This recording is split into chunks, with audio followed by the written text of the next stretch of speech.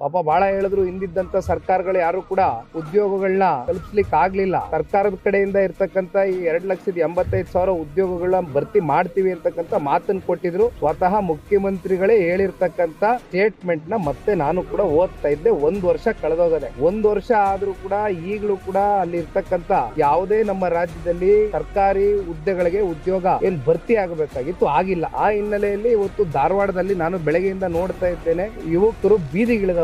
ಬೀದಿಗಿಳಿದಕ್ಕಂತ ಒಂದು ಪರಿಸ್ಥಿತಿ, ವಾತಾವರಣವನ್ನ ಈ ರಾಜ್ಯದ ಮುಖ್ಯಮಂತ್ರಿಗಳಾಗ್ಲಿ ರಾಜ್ಯ ಸರ್ಕಾರ ಆಗ್ಲಿ ನಿರ್ಮಾಣ ಮಾಡಿರ್ತಕ್ಕಂಥದ್ದು ನಿಜಕ್ಕೂ ಕೂಡ ಅತ್ಯಂತ ಖಂಡನೀಯ. ಉಪಮುಖ್ಯಮಂತ್ರಿಗಳು ಮಾತನಾಡಿರ್ತಕ್ಕಂಥ ಹೇಳಿಕೆಯನ್ನು ನಾನು ನೋಡಿದೆ. ಅದೆಂತದ್ದು ಯುವನಿಧಿಯಲ್ಲಿ 3,000 ರೂಪಾಯಿ ಕೊಡ್ತಾ ಇಲ್ವಾ ಅಂತ ಬಹಳ ಲಘುವಾಗಿ ಮಾತಾಡಿದ್ದಾರೆ. ಇಲ್ಲಿ ಯಾವುದೋ ಇವರು 3,000 ರೂಪಾಯಿ 2,000 ರೂಪಾಯಿ ನೆಚ್ಕೊಂಡು ಬದುಕ್ತಾ ಇರ್ತಕ್ಕಂಥ ಯುವಕರು ಯಾರು ಇಲ್ಲ. ಸ್ವಾಭಿಮಾನದ ಬದುಕು, ಸ್ವಾವಲಂಬಿಗಳಾಗಿ ನಿಂತು ಅವರ ಸ್ವಂತ ಕಾಲ ಮೇಲೆ ದುಡಿತಕ್ಕಂಥದ್ದಕ್ಕೆ ಉದ್ಯೋಗ ಸೃಷ್ಟಿ ಮಾಡಬೇಕಾಗಿರ್ತಕ್ಕಂಥದ್ದು ಸರ್ಕಾರಗಳ ಜವಾಬ್ದಾರಿ, ಅವ್ರ ಕರ್ತವ್ಯ. ಜೊತೆಯಲ್ಲಿ ಮುಖ್ಯಮಂತ್ರಿಗಳಾದಿಯಾಗಿ ಮಾತು ಕೊಟ್ಟಿದ್ರು, ಆದ್ರೆ ಕೊಟ್ಟ ಮಾತಂತೆ ಯಾವುದು ಕೂಡ ಉಳಿಸ್ಕೊಂಡಿಲ್ಲ, ಮಾತು ತಪ್ಪಿದ್ದಾರೆ. ಹಾಗಾಗಿ ಇವತ್ತು ಯುವಕರು ಬೀದಿಗಿಳಿದಿದ್ದಾರೆ.